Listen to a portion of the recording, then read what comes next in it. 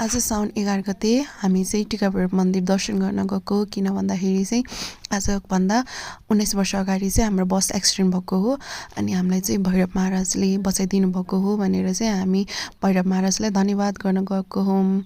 अनि यो चाहिँ आनन्दवन हस्पिटल हो कि हैन। खासमा चाहिँ हामी एक्जाम दिएर घर फर्किँदाखेरि बसमा चढेर गएको थियौँ कि हैन। अनि बस एक्सिडेन्ट भएको हो अनि उहाँहरूको हैन आनन्दवन हस्पिटलको स्टाफको चाहिँ लन्च टाइम भएको रहेछ अनि उहाँले चाहिँ हाम्रो बस एक्सिडेन्ट भएको देखेर चाहिँ इमर्जेन्सी अलर्ट गरिदिनु भएछ क्या। एम्बुलेन्सहरूलाई पाटन हस्पिटल वीर हस्पिटललाई चाहिँ इमर्जेन्सी अलर्ट गरिदिनु भएछ। अनि बस चाहिँ खासमा मलाई उयो मकै बारीबाट खसेको जस्तो लागेको थियो कि किनकि अब 5-6 दिनसम्म होसै आएको थिएन। अनि अब बहिनी पनि थियो नि त, मम्मी चाहिँ बहिनीसँग हुनुहुन्थ्यो अनि म चाहिँ दाइसँग थिएँ। अनि पछि चाहिँ अनि हाम्रो बस एक्सिडेन्ट भएको हो भन्नुभएछ अनि मैले चाहिँ त्यहाँबाट खसेको होला भनेको त लास्टमा चाहिँ बस चाहिँ यहाँबाट चाहिँ तल खसेको रहेछ क्या हैन। अनि यहाँबाट तल खस्दाखेरि चाहिँ त्यहाँनिर तल एउटा ढुङ्गा अनि घर रहेछ क्या, त्यहाँ चाहिँ अड्केको रहेछ बस हैन। त्यही भएर एकजनाको मात्र डेथ भयो हैन, नत्र अब खोलामै परेको भए चाहिँ धेरैजनाको डेथ हुन्थ्यो।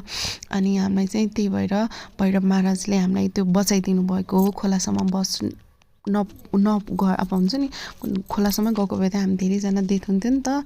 त्यही भएर चाहिँ भैरव महाराजले हामीलाई बचाइदिनु भएको हो भनेर हामी साउन 11 गते जहिले पनि भैरव महाराजलाई धन्यवाद स्वरूप हामी दर्शन गर्न जान्छौँ।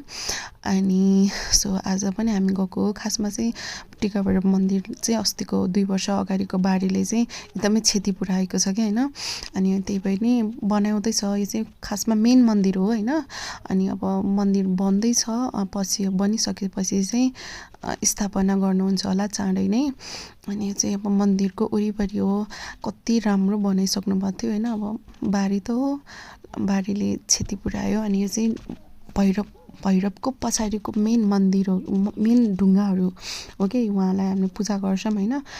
अनि हामी चाहिँ यो चाहिँ अब मन्दिर हो क्या हैन। अनि खासमा चाहिँ हामी आज सबैजना चाहिँ नभनौँ भ्याएको जतिहरू हैन, काकी हुनुहुन्छ उहाँ चाहिँ। अनि काकी हामीहरू गएको मन्दिर दर्शन गर्नलाई अनि परिवारको लागि